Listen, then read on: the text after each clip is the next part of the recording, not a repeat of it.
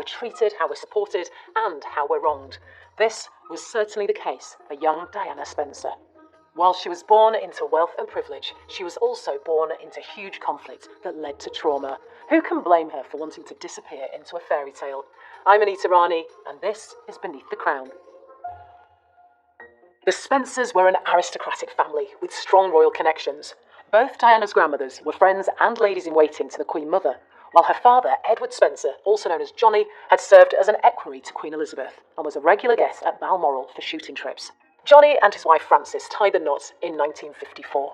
They were desperate for a boy to join their two daughters, Sarah and Jane. There was pressure to produce a male heir. The pressure intensified by the tragic death of their son John shortly after his birth in January 1960. As a result, there was a sense of disappointment 18 months later, on July the 1st, 1961, when Diana entered the world. Fittingly though, she was born on royal grounds at the Sandringham estate, where the Spencers rented a home.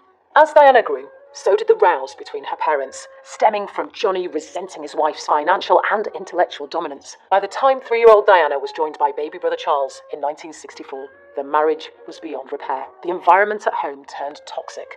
Family life deteriorated further when Frances fell in love with wallpaper heir Peter Shand Kidd in 1966, leading to Diana's parents trying a trial separation a year later.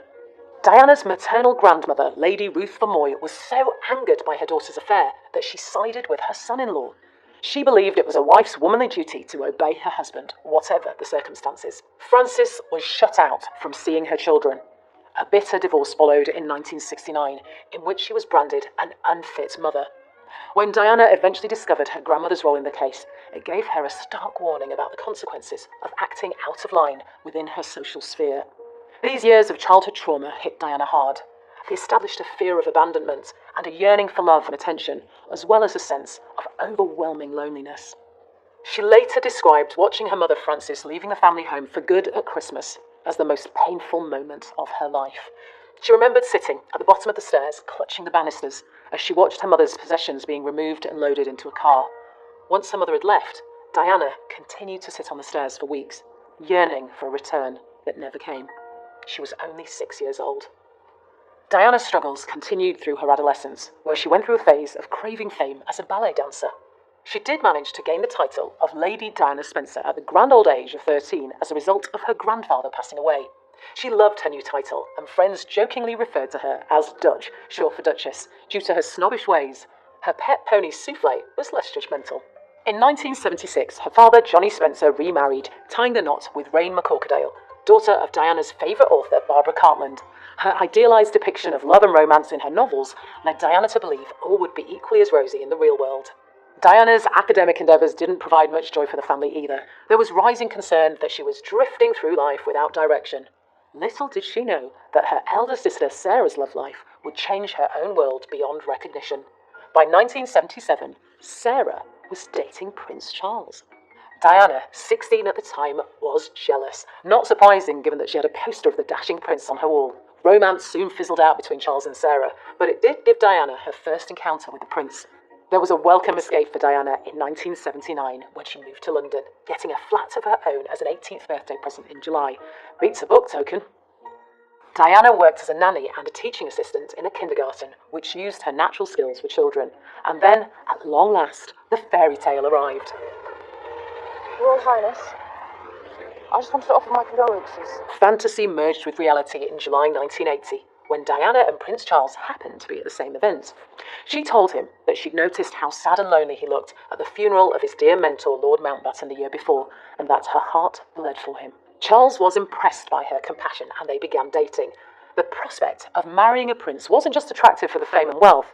It meant that Diana's fear of rejection was eased by the comfort of knowing that divorce is usually not an option in royal marriages. Diana quickly became infatuated with Charles. It took just 13 dates, often in the company of others, before he popped the question.